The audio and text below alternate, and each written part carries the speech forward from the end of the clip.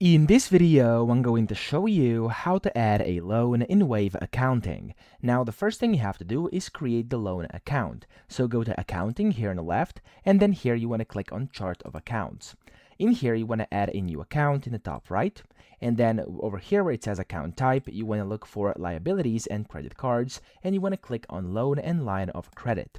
When you do so, you can give it a name. I'm going to name this one loan right now, and I'm going to click on the save button. Now, whenever you do this, you've successfully done that, and you can then go to the next step, which is recording the loan deposit. Now, of course, if you are connected via bank feeds, you can find the deposit in your transactions page, and then you can basically change the category to transfer from a bank, credit card, or loan, and then select the loan account you just created. So, of course, that's if you are connected via bank feeds. So over here, you'd essentially have to go to, of course, change the category. For example, let's say this one over here, I could go and just look for transfer from my bank, credit card, or loan, and then here I could just click on loan, and that would be one way to do it, okay? However, if you are using a journal entry, you could do that too. Go to here, accounting, transactions, click on add transaction at the top, and you want to click on add a journal entry.